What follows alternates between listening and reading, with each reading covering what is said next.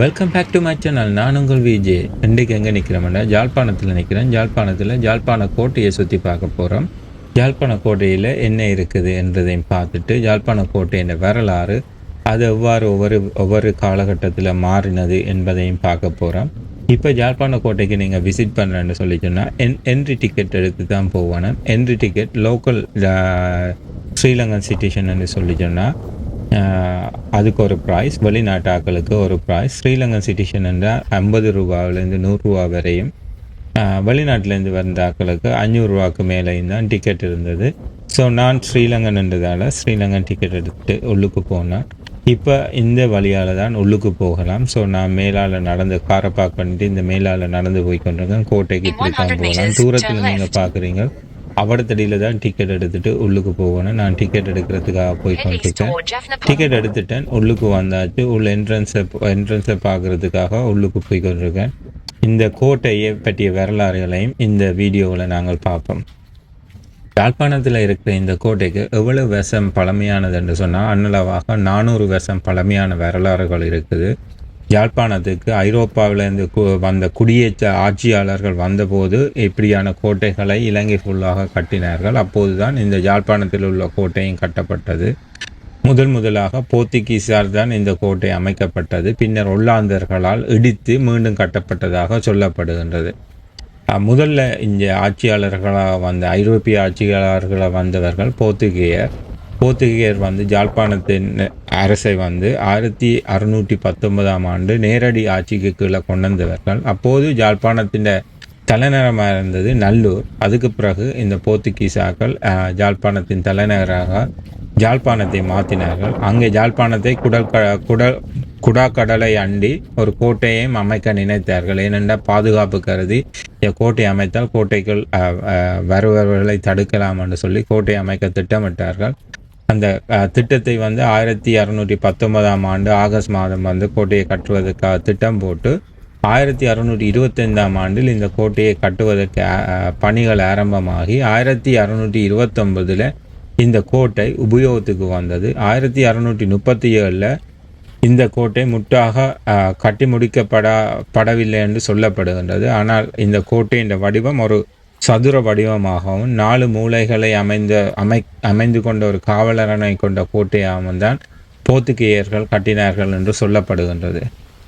ஜாழ்ப்பாணத்தை ஒல்லாந்தர்கள் 1658 ஆண்டு ஜூன் மாதம் 22 கேபிட்டலாக சொல்லப்படுகின்றது. இந்த அதற்கு அடுத்த நாள் ஜூன் மாதம் 23 1658 இந்த கோட்டையை அவர்கள் கேபிட்டலாகவும் சொல்லப்படுகின்றது. அதற்கு பிறகு இந்த கோட்டையை இடித்து ஐங்கோண வடிவில் புதிதாக ஒரு கோட்டையை கட்டினார்கள் ஒல்லாந்தர்கள். அந்த ஒல்லாந்தர்கள் கட்டின கோட்டை அப்படியே 1980 ஆண்டு வரை அதே மாதிரி இருந்ததாகவும், உள்நாட்டு யுத்தத்தின் காரணமாக இந்த கோட்டை சிதைவிட்டு 2009 ஆண்டு திருப்பியும் ஒல்லாந்தர்கள் ஸ்பான்சர் செய்யப்பட்டு இந்த கோட்டை மீள் நிர்மாணம் செய்யப்பட்டதாக சொல்லப்படுகின்றது. ஐங்கோண வடிவில் அமைக்கப்பட்ட இந்த யாழ்ப்பாண கோட்டை சிறந்த பாதுகாப்புகளுடன் கூடிய உட்புற கட்டுமான பணிகளும் அதனை பிரதிபலிக்கும் முகமாக அதனை பாதுகாப்பதற்காக அமைக்கப்பட்ட மிகப்பெரிய அகழிகளும் சாய்வு கொண்ட பாதுகாப்பு அரண்களும் மூடிய வாயில்களும் என அதன் வெளிப்புற பாதுகாப்பு வேலைப்பாடுகள் கூடிய ஒரு பெரிய ஒரு ஐங்கோண வடிவிலானது தான் இந்த கோட்டை. இலங்கையிலேயே எஞ்சியுள்ள ஒரு வரலாற்று தடயமாகவும் இதை கருதப்படுகின்றது. ஜாழ்ப்பாண கோட்டை ஒரு வரலாற்று பிரசித்தி பெற்ற இடம்தான். ஆனால் உள்ளுக்கு வந்தீங்களோன்னா உள்ளுக்கு என்ன பார்க்குறான்னு தெரியாது. நார்மலாக இப்படியான பழைய கன்ஸ்ட்ரக்ஷன் மாவலஸை தான் பார்க்கத்தக்கதாக இருக்கும். இப்போ நாங்கள் போகிற இடம் என்ன இடம்னு எனக்கு ஃபுல்லாக தெரியாது. விதமாக கல்குளியல் ஒரு கட்டிட கலைகள் இருந்தது. எத்தனை பேர் இந்த இடங்களை வந்து பார்ப்பிலான்னு தெரியா. ஃபுல்லாக இருட்டாக இருந்தது. இந்த கேமராவில் எடுக்க இது வெளிச்சம் கணக்கு தெரியுது. பட் உள்ளுக்கு ஃபுல்லாக இருட்டாக இருந்தது. பேருந்து அதுக்கு பிறகு நான் நடந்து போய் கொண்டு வந்தேன். நான் எங்கே என்ன இடத்த பார்க்குறேன்னு சொல்லி ஃபுல்லாக இடிபட்டு சில இடங்களில் கேம்புகள் இருக்குது. அங்கே ஆமி இருந்ததை பார்க்கத்தக்கதாக இருந்தது. மற்றது இந்த வேலை செய்கிற ஆக்கள் இருந்ததை பார்க்கத்தக்கதாக இருந்தது. மற்றபடி இந்த உள்ளுக்கு என்னத்தை பார்க்குறேன்னு தெரியா. ஜஸ்ட் வாக் பண்ணி கொண்டே போனாங்க. என்ன இருக்குன்னு தூரத்தில் நீங்கள் பார்க்குறீங்க. அங்கே இருக்கிற ஆமி நடந்து தெரிஞ்சு கொண்டு இருக்கிறேன். மற்றது உள்ளுக்கு வந்து பாத்ரூம் வசதி இருக்குது. இப்போ நீங்கள் உள்ளுக்கு வந்தீங்களோன்னா பாத்ரூம் வசதி அதுகளை யூஸ் பண்ணுறதுக்கு இந்த இடத்தை பயன்படுத்தலாம். கணக்கு இடங்கள் சிதைவுட்டிருப்பதை தான் நாம் பார்க்கத்தக்கதான்றது. உள்நாட்டின் போரின் போது இவை சிதைவுட்டதாக வந்து சொல்லப்படுகின்றது. இந்த கோட்டையின் வருகையும் சங்கிலி மன்னனின் வீழ்ச்சியையும் பற்றி இப்போ பார்ப்போம். சங்கிலி மன்னன் வீழ்ச்சி எப்போ நடந்ததுன்னு சொல்லி சொன்னால், இந்த ஐரோப்பிய ஆட்சியாளர்கள் இந்த மண்ணில் காலடி எடுத்து வைத்த நாளிலேருந்து சங்கிலி மன்னனின் வீழ்ச்சி உருவானது. சங்கிலி மன்னன் யாழ்ப்பாணத்தை ஆட்சி செய்து கொண்டு இந்த காலப்பகுதியில் வியாபார நோக்கில் போர்த்துகேயர்கள் யாழ்ப்பாணத்துக்கு வருகை தந்தார்கள். ஆரம்பத்தில் அதனை சங்கிலி மன்னன் மறுத்திருந்தாலும் பின்னர் அதற்கு அனுமதி அளித்தார். சில நாட்களுக்கு பின்னர் தாம் தங்கி இருக்கிறதுக்கு ஓரிரு வீடுகளை அமைப்பதற்காக போர்த்துகேயர் சங்கிலி மன்னனிடம் அனுமதி கேட்டார்கள். அனுமதி கேட்டவுடனே சங்கிலி மன்னன் அதற்கு யாழ்ப்பாணத்தின் தென் கரையோரத்தில் மட்டும் சிறு சிறு வீடுகளை கட்டி கொள்ளலாம், அதில் நீங்கள் தங்கலாம் என்று அனுமதி அளித்தான். அதுதான் அரசனின் வீழ்ச்சிக்கு காரணமாகவும் அமைந்தது. போர்த்துகேயர் அத்துமீறி பல காரியங்களை அந்த நேரம் நிகழ்த்த ஆரம்பித்தனர். அதை கண்டு தேருட்ட மக்கள் என்ன செய்தார்கள் என்றால் சங்கிலி மன்னரிடம் முறையிட்டார்கள். தானே தன் மக்களின் துன்பத்துக்கு காரணமாக இருந்ததால் சங்கிலி மன்னன் போர்த்துகேயருடன் சமரசமாக பேசி அவர்களை வெளியேற பணித்தார் யாழ்ப்பாணத்திலிருந்து. அதற்கு அவர்கள் செவி மடுக்காமல் சங்கிலி மன்னருடைய படையுடன் போரிட தயாரானார்கள். போரிடமும் செய்தார்கள். 1543 தொடக்கம் 1560ஆம் ஆண்டு காலப்பகுதிகள் சங்கிலி மன்னனுடன் போரிட்ட சங்கிலி மன்னன் கடைசியில் போரில் வெற்றி பெற்றார். அதன் வெற்றி பெற்றவுடன் போர்த்துகேயர் இருந்த உடைமைகளை சூறையாடப்பட்டு அதுக்கு பிறகு போர்த்துகேயர் ஊர்காவல்துறை தப்பி சென்று விட்டார்கள். அங்கே காக்கை வன்னியனோட உதவியை பெற்று மறுநாள் காலை சங்கிலியனோடு போர் தொடுக்கிறதுக்கு தயாரானார்கள். காக்கை வன்னியன் எப்போவுமே சூழ்ச்சி செய்வார் என்று சொல்லி நாங்கள் படித்திருக்கோம். அவருடைய சூழ்ச்சியால் சங்கிலியனையும் அவருடைய சேனாதிபதியையும் போர்த்துகேயர் கைது செய்தார்கள். பின்னர் போர்த்துகேயர்கள் சங்கிலியனை பல குற்றங்களை சுமத்தி கொலை குற்றம் செய்தவர் என தீர்ப்பளித்து அவரை கொலை செய்து விட்டார்கள். 1620ஆம் ஆண்டில் சங்கிலி மன்னனின் மரணத்தோடு இலங்கையில் ஆட்சி அந்த மன்னர் ஆட்சி என்பது முடிவுற்றது. ஐரோப்பியன் ஆதிக்கம் வந்து 1621ஆம் ஆண்டு தமிழ் ராஜ்யத்தில் உருவானது. அது தமிழ் ஆட்சி வந்து மறைந்தது, அஸ்தமித்ததோடு ஐரோப்பிய ஆட்சி உருவானது தான் இந்த வரலாறு. அதுக்கு பிறகுதான் இந்த கோட்டை கட்டப்பட்டது என்று சொல்லப்படுகின்றது. இந்த கோட்டை பின்னர் ஒல்லாந்தரால் அழிக்கப்பட்டு திருப்பி கட்டப்பட்டு இப்போ இந்த ஆங்கிலேயரால் பாதுகாக்கப்பட்டு இப்போ இருக்கிற இந்த கோட்டை இப்படியே இருக்குது. இந்த கோட்டை இப்படி இல்லை, இது புனரமைக்கப்பட்ட கோட்டை. 2009ஆம் ஆண்டு புனரமைக்கப்பட்டதாக சொல்லப்படுகின்றது. ஒல்லாந்தர்களின் உதவியோடு அந்த கோட்டை தான் இப்போ இருக்குது. மற்றும்படி இந்த கோட்டையில் பழைய அந்த தூக்கு மேடைகள், பழைய நினைவு சின்னங்கள் இந்த கோட்டையில் ஸ்டில் இருக்கிறத நீங்கள் பார்க்கத்தக்கதாக இருக்கும். இடிந்து போன கட்டிடங்களை இப்போ பார்க்குறீங்க. இந்த கோட்டையிலேருந்து நீங்கள் பார்க்க ஜாழ்ப்பாண டவுன் தெரியும். இந்த கோட்டையை சுற்றி பார்க்குறதே ஒரு 1 hour to 2 hours நீங்கள் பார்க்கலாம்.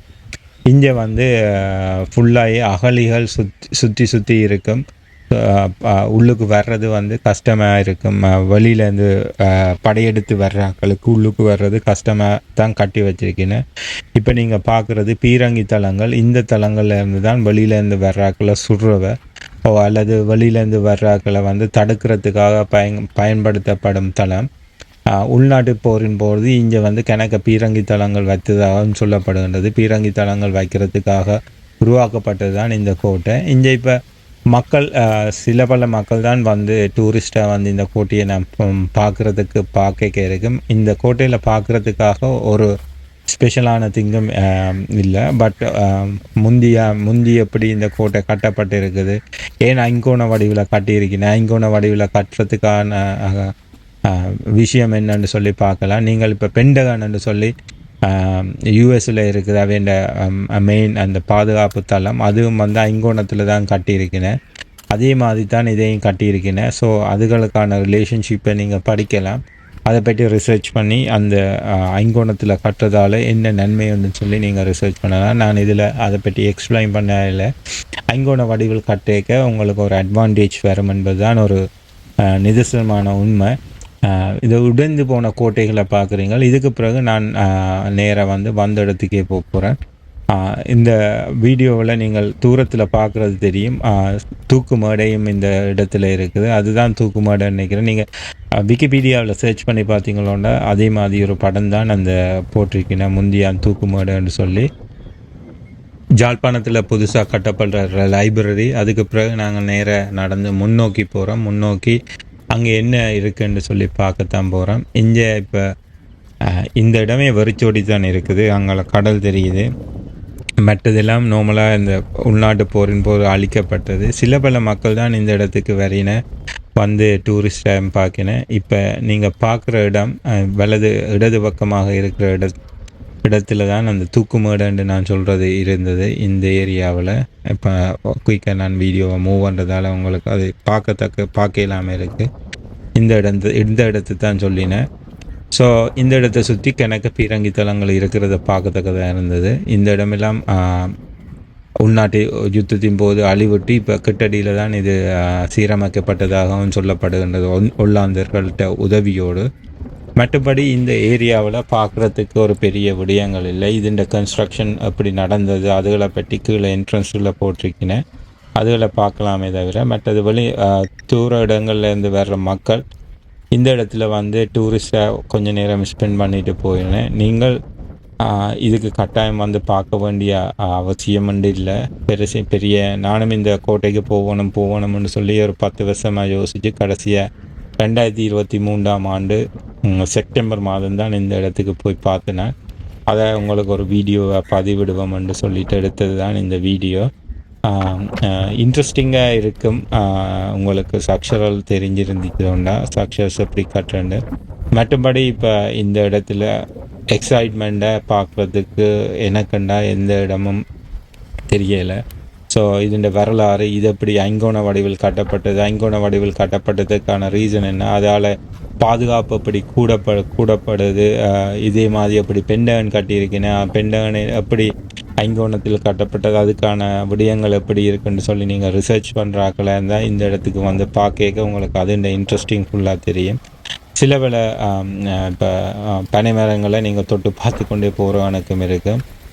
கொஞ்சம் சில இடங்களில் கொஞ்சம் டேஞ்சரஸாகவும் இருந்தது. டக்கண்டு புலிகள் வர்றதனக்கும் அந்த இடிபாடு காரணமாக எப்படி இந்த போர் இதுகள் இடிபட்டது என்பதை நீங்கள் பார்க்கலாம். அப்படி ஒரு இன்ட்ரெஸ்டாக இருந்தால் இந்த இடத்த பாருங்க. இந்த வீடியோட கண்டெயின் உங்களுக்கு பிடிச்சிருந்தா இந்த வீடியோவை உங்களோட ஃப்ரெண்ட்ஸ் அண்ட் ஃபேமிலியோட ஷேர் பண்ணுங்க. இந்த வீடியோவை லைக் பண்ணுங்க, கமெண்ட் பண்ணுங்க. இந்த சேனலை சப்ஸ்கிரைப் பண்ணுறதுக்கு கன்சிடர் பண்ணுங்க. இந்த சேனலை உங்களோட ஃப்ரெண்ட்ஸ் அண்ட் ஃபேமிலியோட ஷேர் பண்ணுங்க.